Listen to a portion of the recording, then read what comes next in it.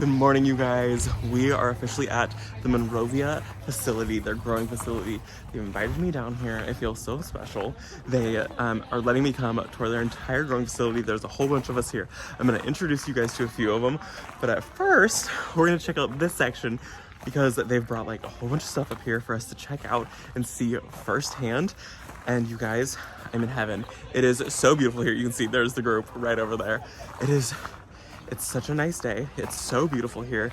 And like this setup that they have is so stunning. So I'm gonna turn the camera around and we're gonna do a little like plant shopping here at the Monrovia growing facility. You guys, this is such a treat. I cannot wait to show you guys this. Plus, I think we're getting a sneak peek later today, possibly tomorrow's video, of 2025 plants coming out. So plants that aren't even on the market yet, and we get a sneak peek. So let me turn the camera around and show you guys because I'm dying. I'm in heaven. Okay, you guys, so we're here at Monrovia. This is the entry into their growing facility. The group is already here, you guys, and we get to have a little sneak peek of everything. So I want to show you guys, look at these plants. These are my favorite. I think Janie just picked one of these up. This is the icy blue yellowwood, 25 feet tall, 25 feet wide. They've got a hop seed bush. I need more of those. You guys know I bring those up all the time. Some angel wing cenosea. They're so pretty. It's so cool to see these displays and everything. Eucalyptus. I have to show you this one thing over here because I'm dying at it. Hi, thank you. Look at this aisle of wisteria. You guys know I love wisteria, and I've been obsessed with white wisteria for a couple years now. I want this growing over the aviary that we have. This right here is Captain Fuji Silky Wisteria, 25 feet tall, as trained, full sun, 5 through 8, white blooms. I have been wanting one of these for years. I'm gonna need to get my hands on it. We have a purple wisteria. It's not performing as well. I just love the white blooms. It's so magical. And these are huge. I don't know if you guys can tell how big they are. And then over here, some cloud pruned topiary, some blue juniper, super beautiful. Lots of spirals, a few boxwoods over here that have started to be trained into like balls or into a small hedge right there. Coming down this way. Ooh, what is this? A jasmine? Madison Star Jasmine. So gorgeous. Oh my gosh, wait, look. There are some icy blue, the icy blue yellowwoods and topiary. I didn't even think about doing that. I didn't know that that was a thing. It just says as trained because you train it. Ball form. That's so beautiful. I love that. Is this privet? You know how I feel about a privet. No. Orange twist bush cherry. 5 feet wide, 10 feet tall. They look really nice. I like the leaves on them. Also this. Dwarf brush cherry. Oh my god. I'm obsessed. I'm coming home with like 15 topiaries today. Don't be surprised by that. We're getting distracted. And you guys, we're about to go out into this field over here. It's so pretty. Look at this blue weeping juniper, 20 feet tall, 10 feet wide. You know I don't have room for that. Let's go over this way. What vine is this? Who is she? A trumpet vine. Oh, look, we saw this yesterday. Pink jasmine. It was a jasmine. I thought it was jasmine. It's pink jasmine. 25 feet tall. Oh my gosh, massive. What zones? Zones 8 through 11, so higher zones only. Some ivy down there. You guys, look at the magnolia. Look at the hellebores. I'm obsessed. This is like the best day ever. Some smaller evergreens over here. Looks like some hollies and a few other things. What is this? Deodar cedar. These get quite large. This is just as trained, so this would require probably quite a bit of pruning. And you guys, remember the forsythia that we already saw in standard form? I'm gonna try it with the one forsythia that we have on our property. I'm gonna be trying that because that's just so beautiful. And then look at this magnolia. I just love a good magnolia. It is so, so beautiful. Oh, lots of camellias over here. Look at this one. Oh my gosh. That is so pretty. Different sizes, different shapes, different colors. We got some that they've trained. An ever-blooming gardenia. 4 feet tall, 3 feet wide. Huh. So this one probably won't get much taller, but it will get wider for sure. You guys know I'm dying being here. There's so many beautiful things. I just love this cloud pruning method. I think that's so cool. Lots of lavenders down here. They've got like a fire pit seating area. This is the like exact gazebo that I want to do for our property with, you know, like the wood looking sides and the metal top. That's so gorgeous.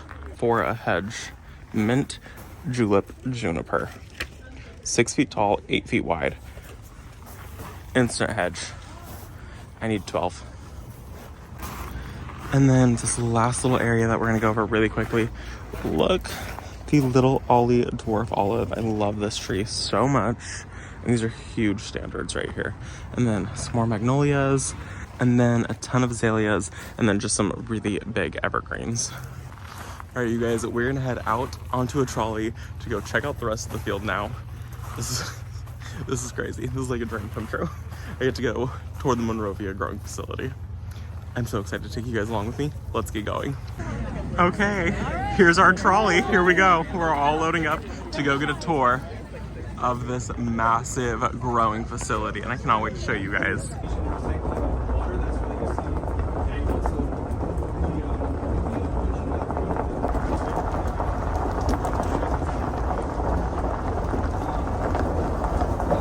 Take a look, just some of our samples of our hydrangeas, of what we're doing, and some of the techniques that we're using to making sure that we get as much bud set and the bud terminals on the tops, and you know the techniques that our craftsmen use here, which is really it's an art of what we do. And talk a little bit about why we call people craftsmen. Sure.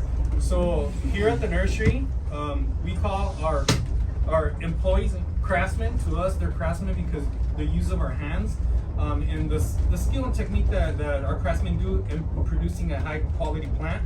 That's why we call them craftsmen, because it's craftsmanship that comes into play in everything that we do at the nursery with hands-on, and that TLC that that we give to our plants, and that's why we're called craftsmen here. As we were pulling in, they were telling us about how these areas kind of slope, and I think you guys can kind of tell, probably not a whole lot, but how they kind of come down to a slope and they come down to a slope and then they catch the water. So they do a lot of like water recycling here, and that way everything is so much more efficient and they're not wasting any water, because you guys know we're in California and water is super precious. So for them to be able to like create these slopes and these like channels here that collect all of the water makes it so that they can recycle everything. Hydrangeas are grown under the sun. The environment for where we're located, we need some protection so that they don't scorch here in the 110 plus degree temperatures that we get throughout the year. Something that we do here at the nursery that helps us maintain a nice full plant, completely full, and so we can set bud terminals, is our pruning. Pruning, our craftsman is one of the most critical parts in the hydrangea to making sure that they get full of buds, flowers, come their flowering time. These plants here have not been pruned since last July and August. That helps them set, so when they start pushing as they go dormant, they just started breaking here, and we'll have these ready with some buds here by mid-April, depending on our weather and temperature. But it helps us maintain a nice full plant full of flowers and what we grow. A lot of this, as Jonathan was doing there, like if you point on the tops, you can feel them at the very tops and the bud sets that are coming out, and that's key to making sure that they maintain. We want to make sure that the structure on them, the way we grow them, is not too tall, not too floppy, because when they get to your doorstep, we don't want them opening or closing and so forth. So again, pruning has been very key in making sure that we maintain that and continue throughout the cycle. And it's a matter of timing it and their dormancy. prior to that. But if you're communicating how to grow a hydrangea to a homeowner, the biggest mistake people make is pruning it in the fall. Because if you prune it in the fall, no matter which hydrangea macrophylla it is, we're talking about hydrangea macrophylla, not paniculatas. But on the macrophyllas, if you prune in the fall, you're pruning off all of the flower buds, because they set all those flower buds on what we call old wood, which is last season's growth. Just like a lilac or anything else that blooms early in the spring, it's all on old wood. So anyone that prunes after July, really, or depending on your climate, July is pretty much the cutoff. Any pruning after July, you're pruning off all next year's flower buds. So that's the biggest complaint that we quite often see is, I didn't have any flowers last spring. Well, when did you prune it? And so and giving them an aggressive prune really can help as well. So they're flowered, give them a really good hard prune, and then watch the amount of water. Hydrangea is Greek for hydro, meaning water. So they can use a lot of water, but it just stretches the internode, which is the growing points between each leaf. So too much water, you get big floppy plant. Just with the amount of water that you give a hydrangea, and then that pruning, you can have absolutely stunning plants, and every single one of these will be a flower. So this 5 gallon here, when this in another 4 weeks, every single one of these will be a flower. We have 50 plus flowers on this plant. Yep. I mean, come on. Could you imagine this is your work view every single day? The mountains, the shrubs. Is that not just insane?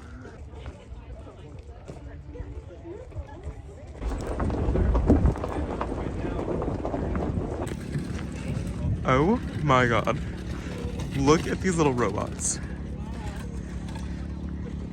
Look at them go. They space everything perfectly. You can see, like, look, they did these ones. And then there's all of these plants right here that are all like bunched together.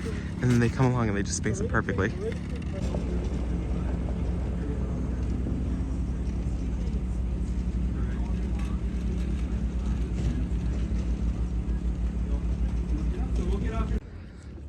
About 1 million blue junipers, you guys. So many evergreens.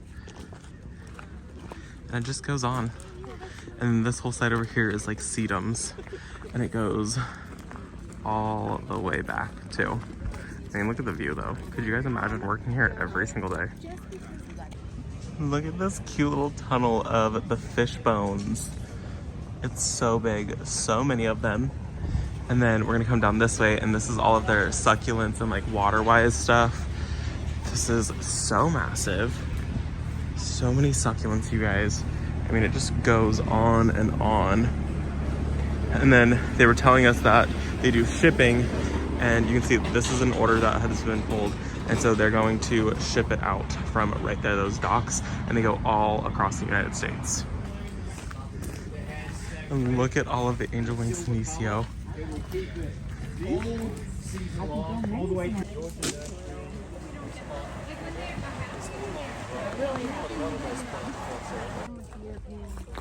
Once you kick them out, they look different, huh?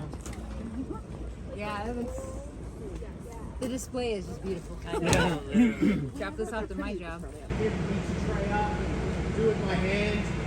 We're able to collect all those cuttings and then use those so that machine blows them into a bag. We're able to collect those, and then those can become future plants.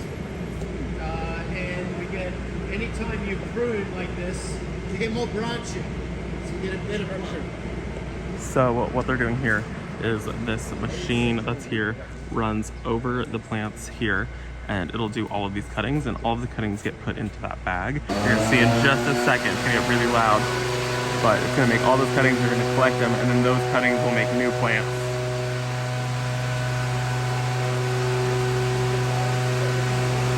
This makes it so that the plants will branch really nicely, and then they can use all of those new cuttings as new plants.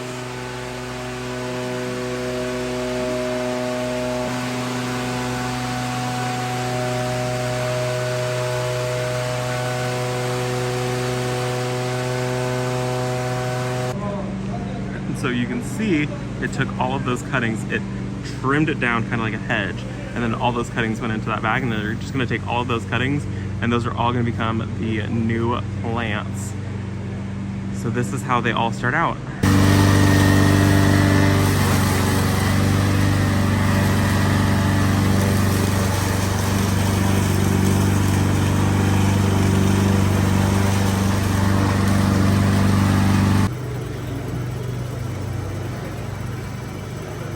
This is where they're potting up some of the cuttings. You can see.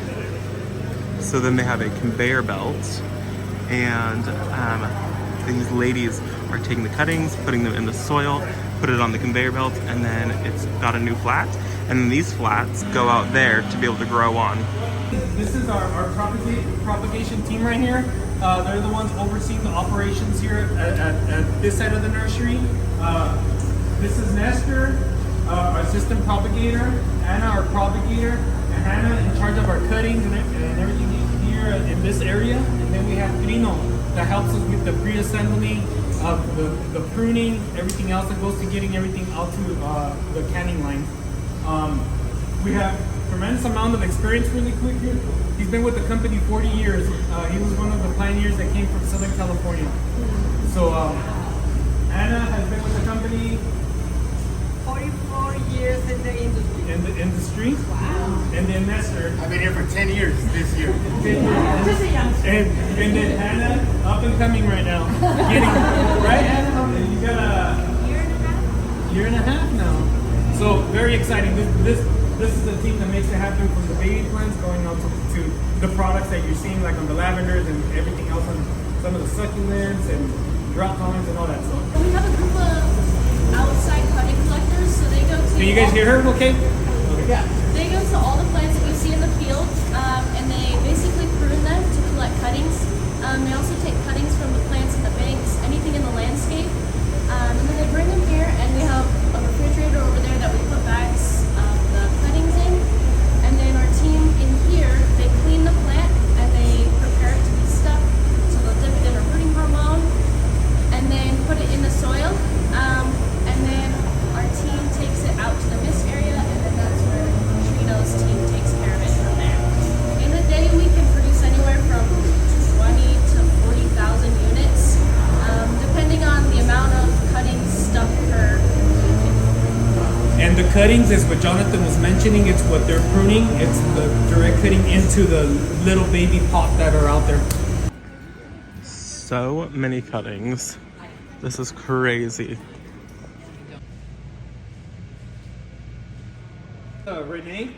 Renee is our master grafter that has been with the company. ¿Cuántos años tiene?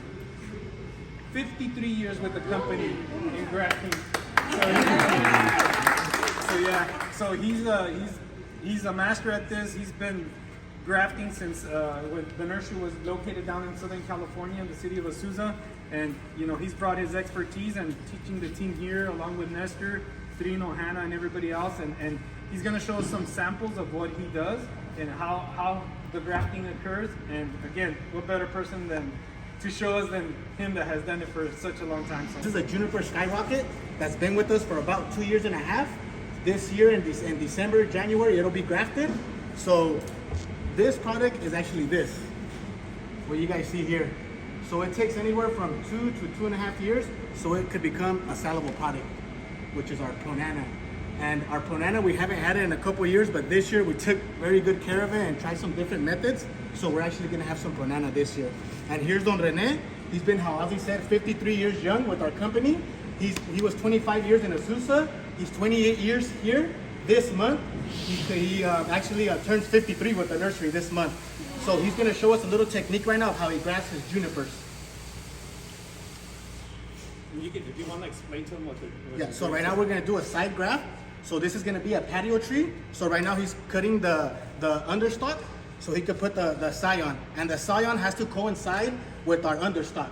If it doesn't coincide with the thickness or the tissue, we won't have success in the graft. So right now he's actually grafting it. ¿Y esta cuál es, don René?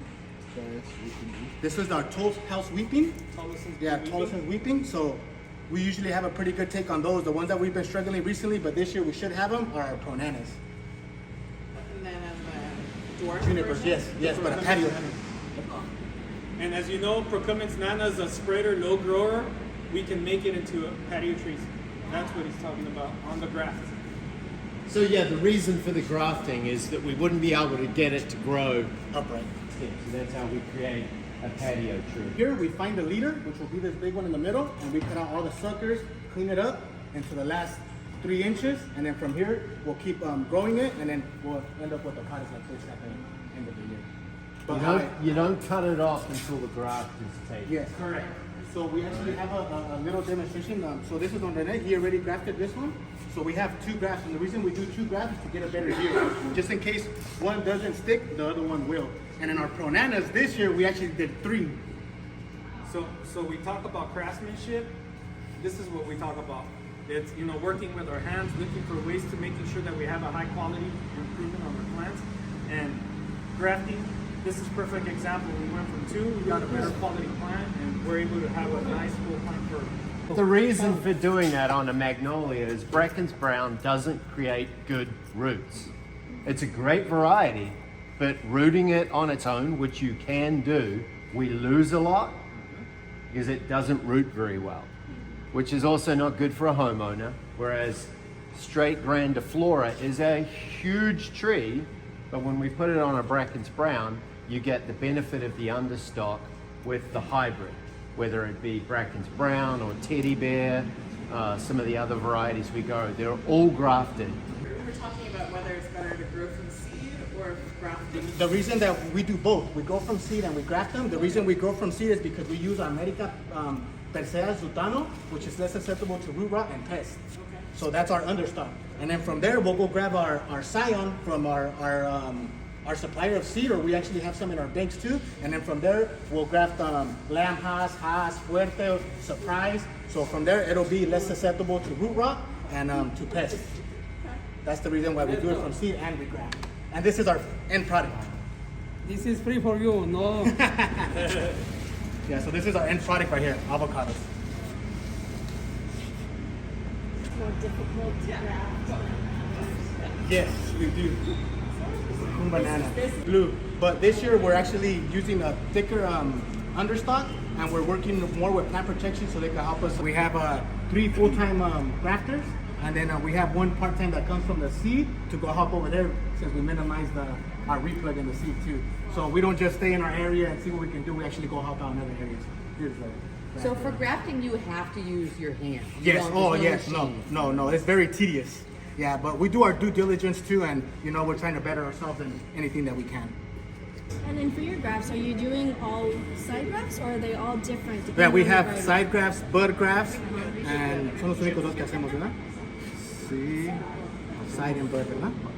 The V1? Yeah, so we do side graft and bud grafts here.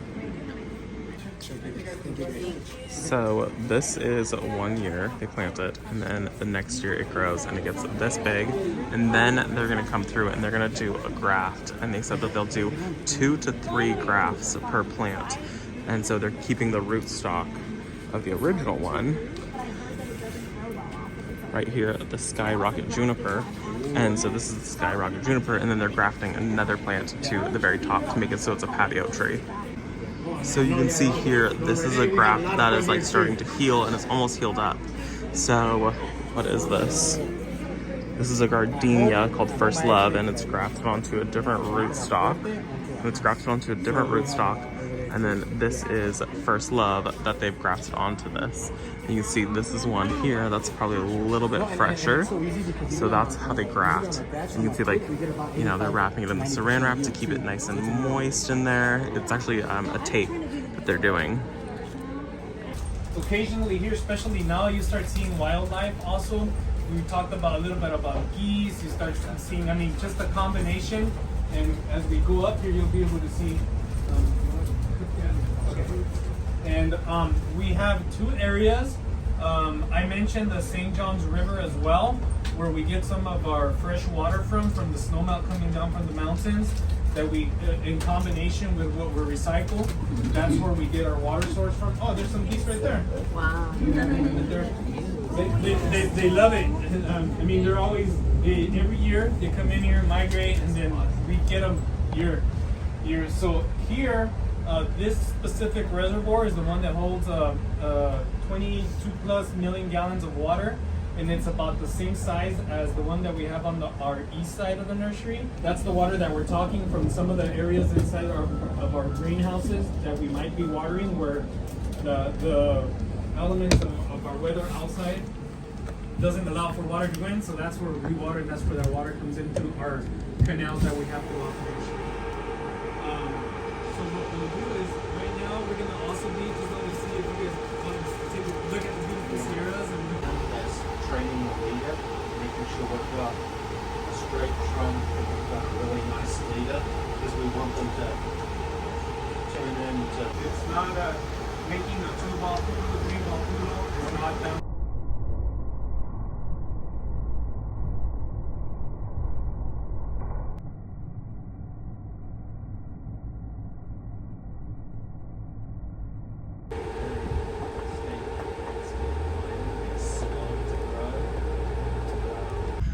Okay, you guys, that is gonna be it for this video. You guys will see tomorrow where we pick up, which is gonna be all this topiary, and I'm really excited because you guys know I love good topiary. So I'm gonna sign off for this one. You guys got to see the front nursery tour. You guys got to see all the like growing and propagating and cuttings and all of things. So I'm gonna go take the little course on this and show you guys how this all gets done. I will see you all tomorrow for that. Bye guys.